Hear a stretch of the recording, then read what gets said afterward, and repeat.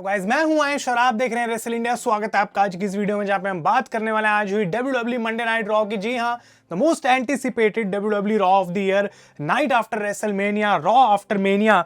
और आज ही सबसे बड़ी न्यूज जो WWE के रिगार्डिंग ब्रेक हुई है। आई नो आप लोग उसके बारे में जानना चाहते हैं, सुनना चाहते हैं, उस पर अलग से एक वीडियो आएगी, डेफिनेटली आएगी।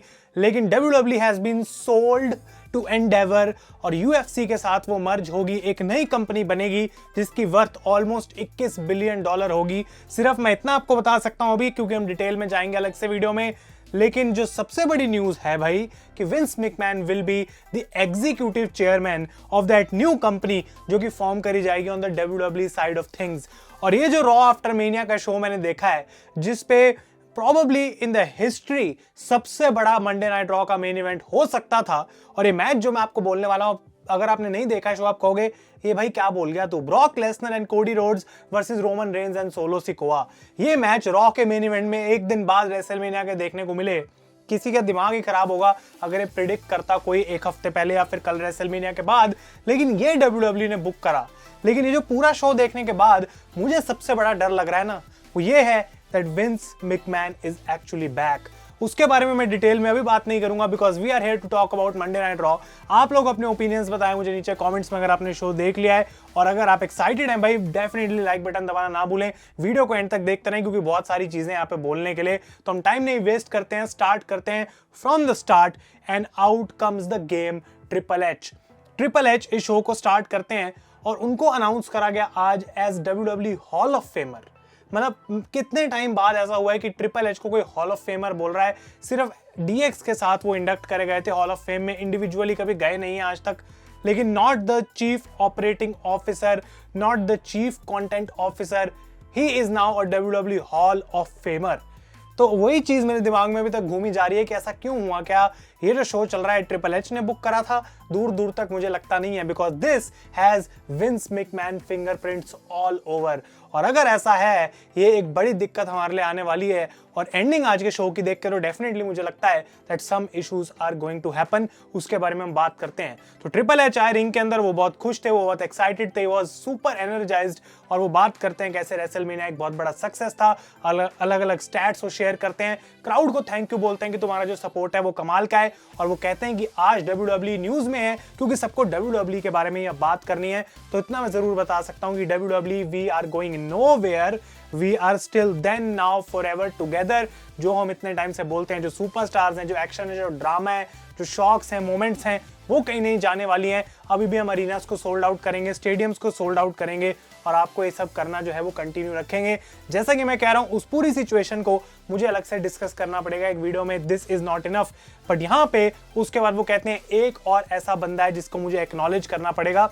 एक इंस्टेंस के लिए लोगों ने सोचा विंस मैकमैन तो नहीं है क्योंकि बू हो रही थी, but then he introduces the undisputed WWE universal champion Roman Reigns and he comes out. और रोमन रेंस को यहाँ पे ट्रिपल एच एक काफी कमाल का इंट्रोडक्शन देते हैं। द क्राउड वेंट क्रेजी और यहाँ पे रोमन रेंस रिंग में आते हैं और बहुत ज्यादा बू हो रही थी उनको, बिल्कुल वैसे ही जैसे ही came out the night after WrestleMania when he defeated the Undertaker. But this was completely opposite. ये कॉन्फिडेंट रोमन था जिसको पता था इस क्राउड के साथ कैसे डील करना है। और वो कहते हैं कि आज मैं ऐसे स्टार्ट करूंगा, हॉलीवुड एक्नॉलेज मी। और जैसे ही वो ये बोलते हैं, क्राउड उनको एक्नॉलेज कर रहा होता है। Out comes the American nightmare Cody Rhodes, जो कि अपनी इंजर्ड रिब्स को सेल करते करते रिंग तक पहुंचते हैं। He is wearing a suit, but आज उनको पता है वो किस बारे में बात करने वाले हैं। वो लोगों से नहीं पूछेंगे what do you want to talk about. Cody Rhodes कहते हैं सिंपल सी बात है, Roman last night at WrestleMania you were the better competitor.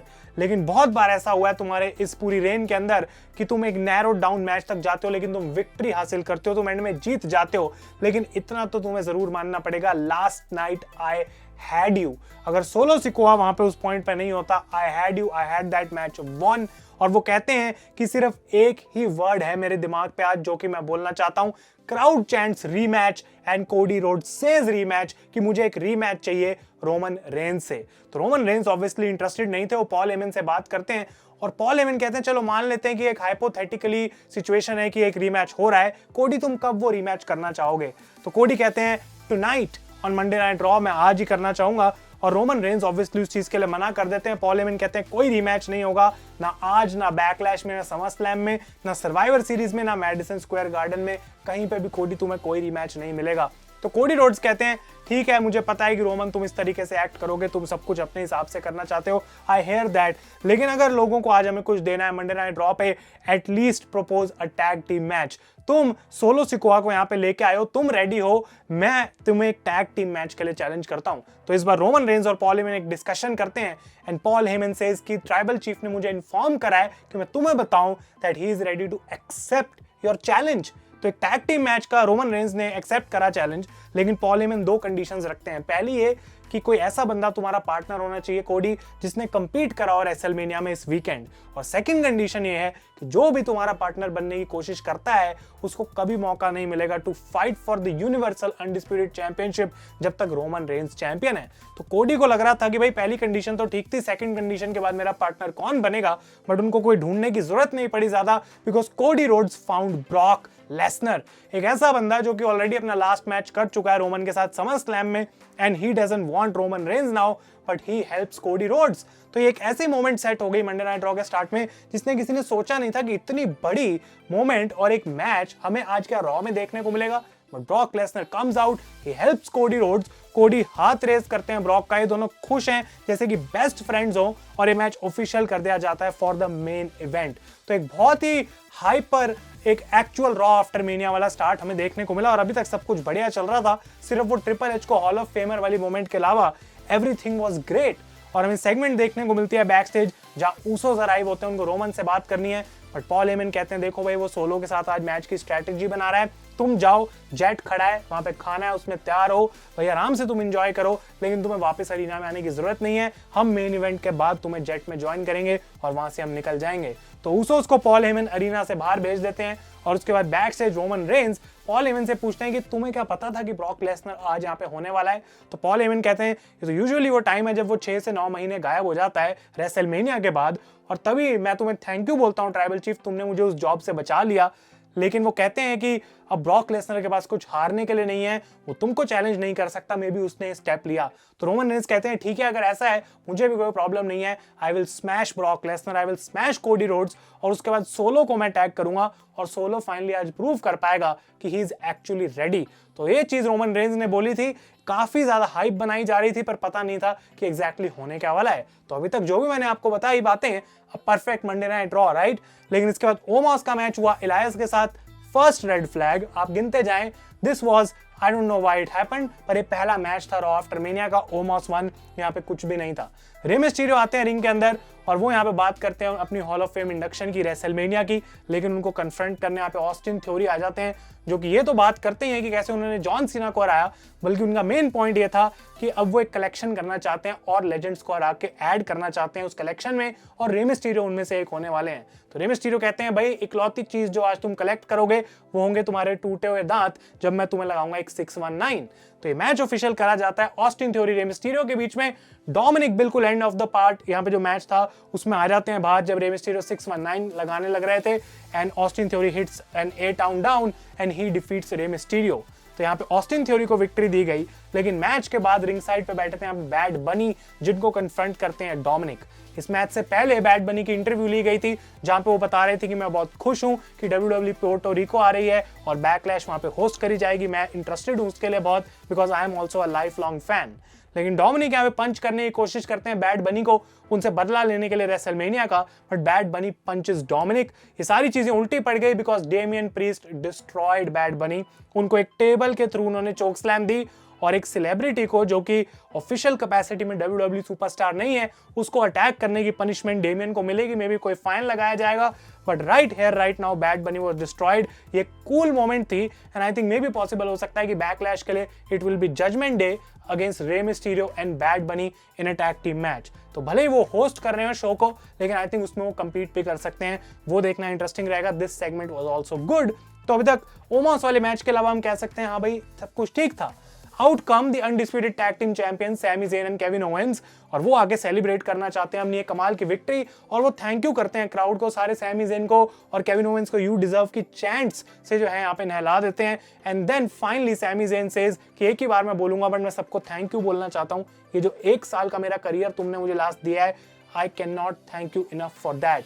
लेकिन केविन ओवेंस कहते हैं कि सेलिब्रेट करने का जो मेरा तरीका है, लेट्स फाइट, और एक फाइट तो लॉस एंजलिस और डिजर्व करता है। तो कौन है वो टीम जो कि बाहर आना चाहती है? And out come street profits. वो भी यहाँ पे कॉन्ग्रेचुलेट करते हैं केविन और सैमी को, बट उनको यहाँ पे चाहिए भाई अपनी smoke. So this match was made official, और एक काफी ठीक ठाक मैच हमको देखने को मिला।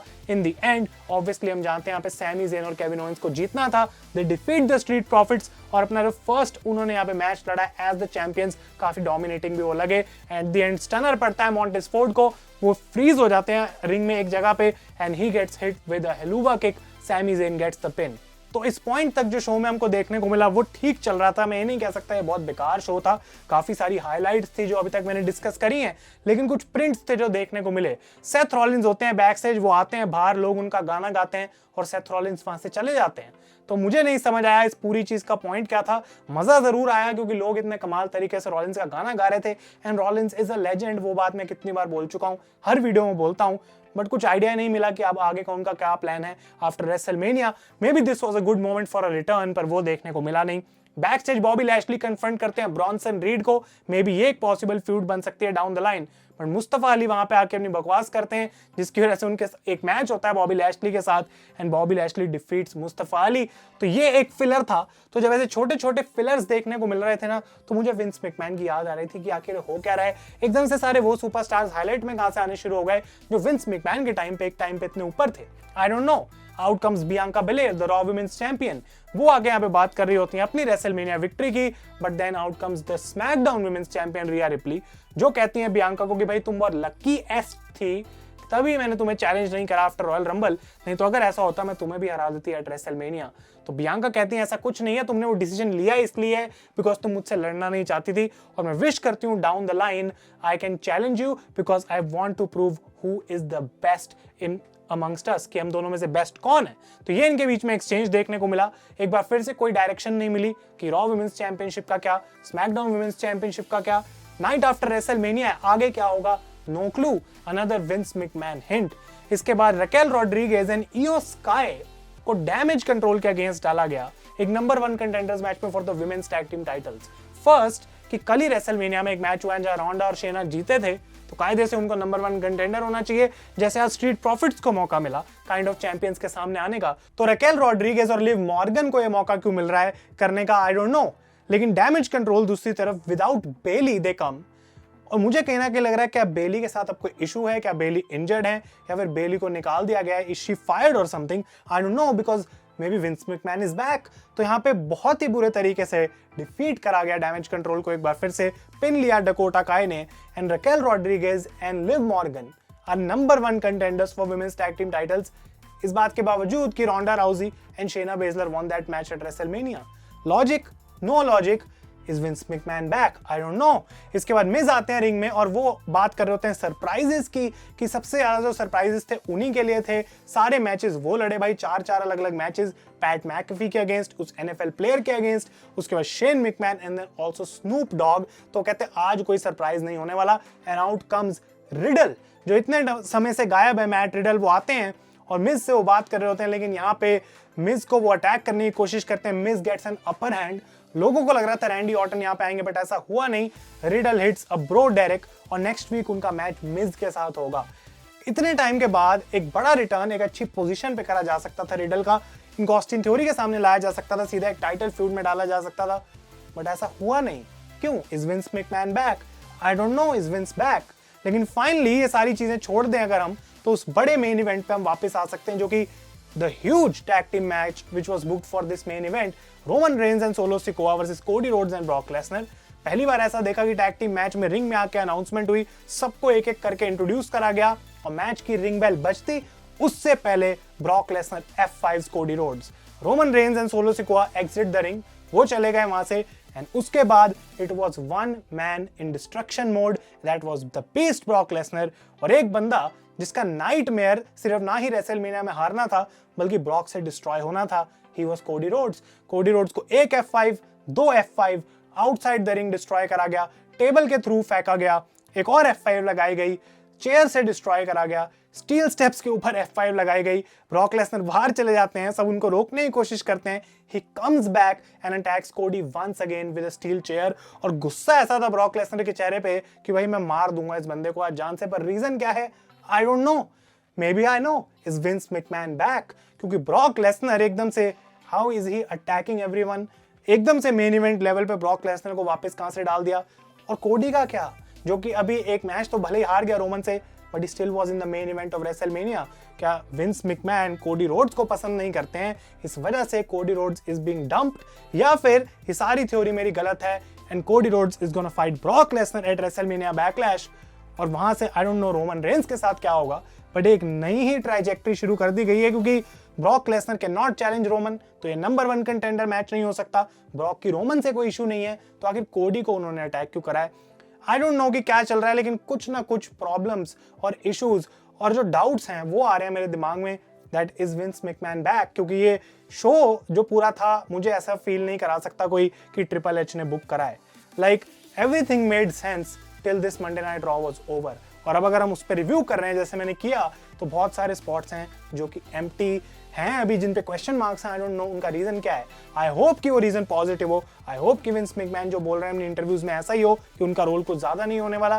But can we trust that man? Can we trust him कि अगर एक बार उनके हाथ में क्रिएटिव आ गया, वो क्या उसका कंट्रोल किसी और को दे सकते हैं, या विंस मैकमैन अपनी आदतों से मजबूर हैं? This was your Monday Night Raw. आप लोग अपने ओपिनियंस बताएं मुझे नीचे कमेंट्स में, कैसे लगा आपको ये शो, क्या आपके थॉट्स हैं इसके ऊपर। Definitely a lot to talk about in the coming videos guys, तो आप उस चीज के लिए डेफिनेटली स्टे ट्यून्ड रहें। अगर रिव्यू आपको पसंद आया तो लाइक करें। आई don't know what is next for Cody Rhodes. I just hope कि ये एक स्टोरी का पार्ट है और कोडी को डिस्ट्रॉय इसलिए नहीं करा जा रहा कि विंस एक पॉइंट प्रूव करना चाहते हैं, still my main man is Brock, still my main man is Roman. कोडी तू आया था लेकिन तेरे को मौका मिल चुका है, now back to the mid card.